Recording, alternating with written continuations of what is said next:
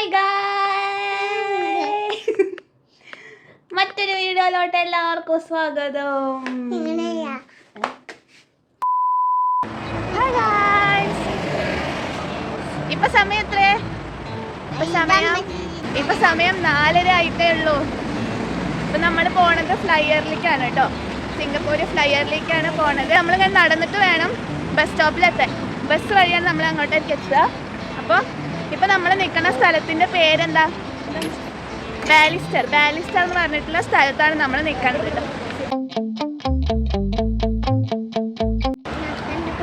നടക്കാണ്ട് മറ്റൊരു വീഡിയോയിലോട്ട് എല്ലാവർക്കും സ്വാഗതം. എല്ലാവരും സുഖമായിട്ടിരിക്കുമെന്ന് വിചാരിക്കുന്നു. ഇന്ന് രാവിലെയാണ് കേട്ടോ ഞാൻ സിംഗപ്പൂർ എത്തിയത്. രാവിലെ 7:30 ആയപ്പോൾ ചേച്ചി എയർപോർട്ടിൽ വന്ന് എന്നെ പിക്ക് ചെയ്യുക ചെയ്തത്. അതിൻ്റെ വീഡിയോ ഞാൻ തൊട്ട് മുന്നേ ഇട്ടിട്ടുണ്ട്, അതെല്ലാവരും പോയി കാണണേ. അങ്ങനെ തലേ ദിവസം ഉറക്കം തീരെ ശരിയാവാത്തതുകൊണ്ട് ഉച്ചവരെ ഞാൻ കിടന്നുറങ്ങിയിട്ട്. അപ്പോഴാണ് ചേച്ചി പറഞ്ഞത് ഇന്ന് വൈകുന്നേരം നമുക്ക് ഫ്ലയർ കാണാൻ പോകാമെന്ന്. അപ്പോൾ അതിൻ്റെ തന്ത്രപ്പാടിലാണ് കേട്ടോ ഞാൻ ആദ്യമായിട്ടാണ് കേട്ടോ ഇന്ത്യ വിട്ടിട്ട് പുറത്തേക്ക് ഒരു സ്ഥലത്തേക്ക് വരുന്നത്. അപ്പോൾ അതിൻ്റെ ഒരു അമ്പരപ്പ് ഉണ്ടായിരുന്നു എനിക്ക്. അങ്ങനെ ഞങ്ങൾ ബസ് സ്റ്റോപ്പിലേക്ക് നടന്നുകൊണ്ടിരിക്കുക കേട്ടോ. ഇതാണ് ഇവിടുത്തെ സീബ്ര ക്രോസിംഗ്.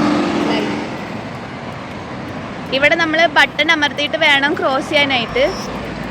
ബട്ടൺ അമർത്തി എന്താ ഉണ്ടാവുക? ഗൈസ്, ഇപ്പം അവിടെ റെഡ് കളർ കണ്ടില്ലേ? ആ റെഡ് കളർ ഗ്രീൻ ആയാലാണ് നമുക്ക് ക്രോസ് ചെയ്യാൻ പറ്റുള്ളൂ കേട്ടോ. ഹോട്ടൽ ഇവിടെ നിന്ന് നോക്കിയാൽ കാണിച്ചു തരാം ഗൈസ്. അതാണ് നമ്മുടെ ഹോട്ടൽ സിറ്റാഡിൻസ്. അപ്പോൾ നമ്മളിവിടെ നിന്ന് ഇങ്ങനെ ക്രോസ് ചെയ്ത് ഇത്രയും വണ്ടികൾ നിന്നു ഗൈസ് നമുക്ക് ക്രോസ് ചെയ്യാൻ വേണ്ടിയിട്ട്. എന്താ മഞ്ഞ കളറ്? ഇവിടുത്തെ ടാക്സിയുടെ പേര് നമുക്കവിടെ ഊബറൊക്കെ ഉള്ള പോലെ ഇവിടെ ഗ്രാബാണ് കേട്ടോ. പിന്നെ അതേ നോക്ക്, ചൈനക്കാരുടെ വീട് പോലത്തെ ഒരു ബിൽഡിങ്. അത് റെസ്റ്റോറൻ്റാണെന്ന് ചേച്ചി പറഞ്ഞു. നമ്മളിത് അങ്ങനെ തോംസൺ റോഡിൽ കൂടെയാണ് പോണത്. നമ്മളിങ്ങനെ പോവാ ബസ് സ്റ്റോപ്പിലേക്ക്. ആ ഫ്രണ്ടിലുള്ള അപ്പൂപ്പൻ പോകണം അതേ സ്ഥലത്ത് നമ്മളിങ്ങനെ നടക്കാൻ. അപ്പോൾ അതാണ് നമ്മുടെ ബസ് സ്റ്റോപ്പ്. നമ്മുടെ ബസ്സിൻ്റെ നമ്പർ എത്രയാ? 500 എത്രയോന്ന് കേട്ടോ നമ്പർ. അപ്പോൾ വരുമ്പോൾ കാണിച്ചു തരാം. ഇതെന്ത് മരം? 518 നമ്പർ കണ്ടോ. ഇവിടെ ബസ്സിന് നമ്പർ എഴുതിയിട്ടുണ്ട്. അടുത്തത് വരാനുള്ള ബസ് 518. അപ്പോൾ നമ്മളിങ്ങനെ പോവാണ് ഗൈസ്. ഇതാണ് നമ്മുടെ ബസ് സ്റ്റോപ്പ്.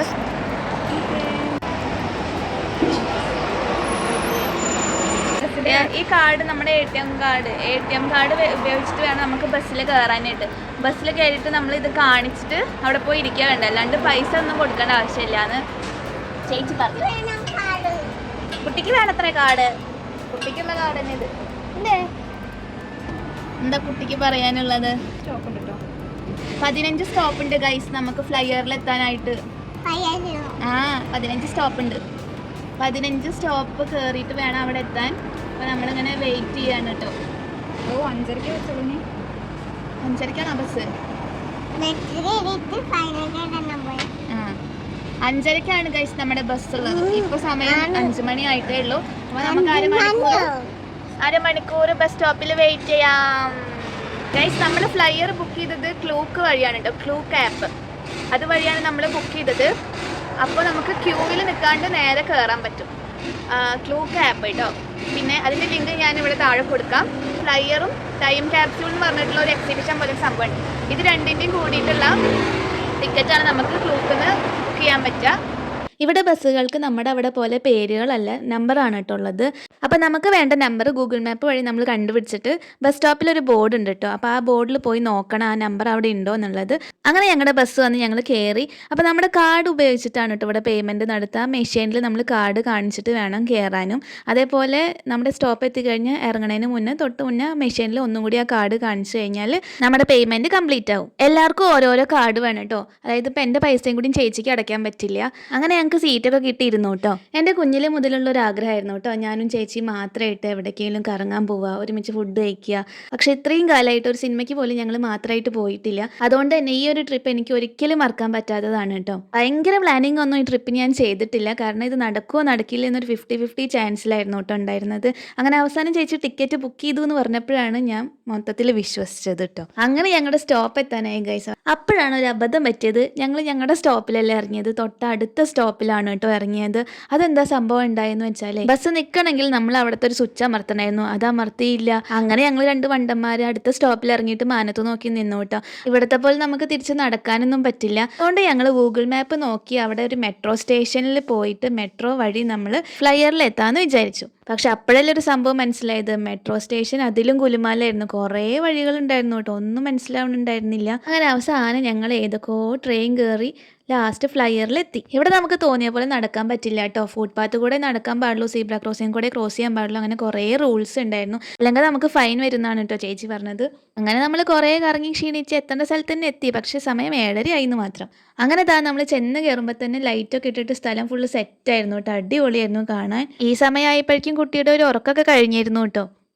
അങ്ങനെ നമ്മൾ ആദ്യം കയറുന്നത് ടൈം ക്യാപ്സ്യൂളിലാണ് കേട്ടോ. അതെന്തോ എക്സിബിഷൻ പോലത്തെ സംഭവമാണെന്നാണ് ചേച്ചി പറഞ്ഞത്. അപ്പോൾ അതിൻ്റെ ടിക്കറ്റ് കാണിക്കാൻ വേണ്ടിയിട്ട് നമ്മൾ പോവുകയാണ്. ഞാൻ നേരത്തെ പറഞ്ഞല്ലോ, ക്ലൂ ക്യാപ്പ് വഴിയാണ് നമ്മൾ ടിക്കറ്റൊക്കെ ബുക്ക് ചെയ്തത്. അങ്ങനെ അവസാനം ടൈം ക്യാപ്സ്യൂളിലെത്തി ഗൈസ്. ഇവിടെ മെയിനായിട്ട് സിംഗപ്പൂരിൻ്റെ ഹിസ്റ്ററിയും കൾച്ചറൊക്കെയാണ് കേട്ടോ പറയുന്നത്. അതിൻ്റെ ഇടയിൽ നമുക്ക് ഓരോ ആക്ടിവിറ്റീസൊക്കെ ചെയ്യാനുണ്ടാവും കേട്ടോ. അതായത് ഇപ്പോൾ ഒരു സാധനം നമ്മൾ തൊട്ട് കഴിഞ്ഞാൽ അവിടെ കുറേ സാധനങ്ങൾ തെളിഞ്ഞ് വരും. ഇപ്പോൾ ഈ ഇലയിലൊക്കെ നമ്മളിങ്ങനെ ഹായ് കാണിച്ചു കഴിഞ്ഞാൽ അവിടെ ഇങ്ങനെ ഓരോന്നൊക്കെ വരും കേട്ടോ. ഇത് കുട്ടിക്ക് ഭയങ്കരമായിട്ട് ഇഷ്ടമായി. അവൾ ഓടി നടന്ന് ഓരോ സ്ഥലത്തും പോയി തൊടലും ടാറ്റ് കാണിക്കലൊക്കെ ആയിരുന്നു പരിപാടി. ഇവിടെ കുറേ സോണുകളായിട്ടാണ് കേട്ടോ ഉള്ളത്. ഇപ്പം ഞാൻ നിൽക്കുന്നത് റിവർ ഓഫ് ടൈം എന്ന് പറഞ്ഞിട്ടുള്ള ഒരു സോണിലായിരുന്നു. അതായത് നമ്മുടെ ചുറ്റിലും വെള്ളം, അതിൽ കുറേ മീനും കാര്യങ്ങളൊക്കെ ആയിട്ടായിരുന്നു. നല്ല അടിപൊളിയായിരുന്നു കാണാനായിട്ട്. അവിടെ നിൽക്കുമ്പോൾ നല്ല രസമുണ്ടായിരുന്നു. ചുറ്റും വെള്ളം ഇങ്ങനെ ഒഴുകി നല്ല അടിപൊളി സംഭവമായിരുന്നു കേട്ടോ.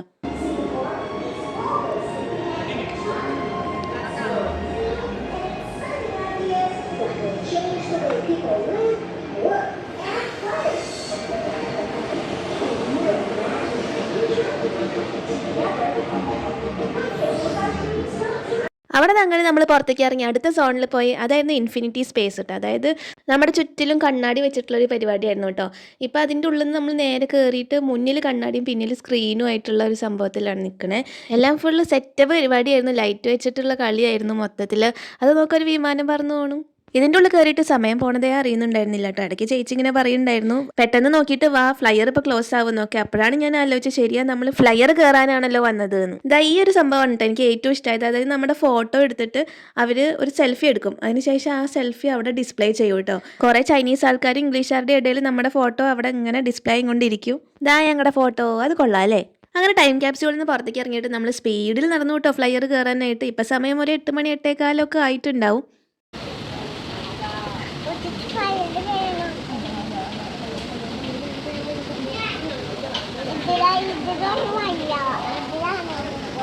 അങ്ങനെ ഫ്ലയറിൻ്റെ അവിടെ എത്തി ഗൈസ്. ഞാനൊരു ജൈൻ വീൽ സെറ്റപ്പാണ് പ്രതീക്ഷിച്ചത്. നമ്മളതൊക്കെയല്ലേ കണ്ടിട്ടുള്ളൂ.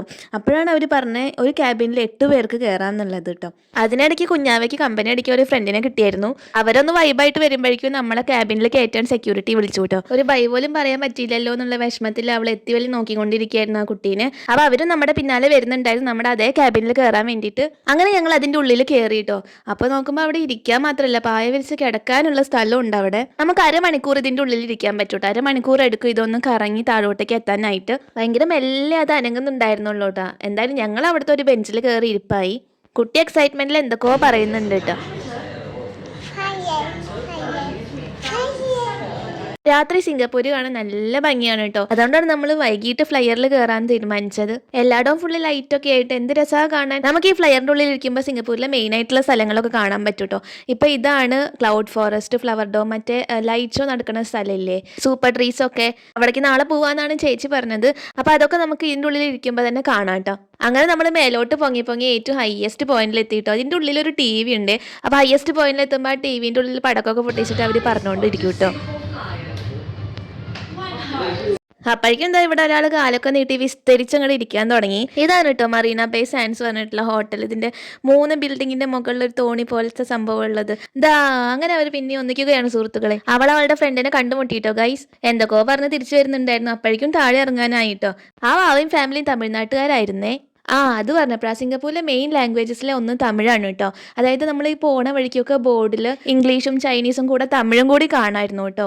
ഇന്ത്യക്കാരൊരു സംഭവം തന്നെ അല്ലേ. അങ്ങനെ നമ്മൾ താഴെ എത്തി. എനിക്ക് ഭയങ്കര ഇഷ്ടമായി കേട്ടോ ഫ്ലയർ. കുട്ടി ഭയങ്കര വിഷമത്തിലായിരുന്നു കഴിഞ്ഞല്ലോ എന്ന് ആലോചിച്ചിട്ട്. അതുകൊണ്ട് ഞാൻ അവളെ സന്തോഷിപ്പിക്കാൻ തംസപ്പ് ഒക്കെ കാട്ടാൻ പറയാൻ കേട്ടോ. ആൾക്ക് വലിയ മൂഡൊന്നും ഇല്ലായിരുന്നു, എന്നാലും കാണിച്ചു.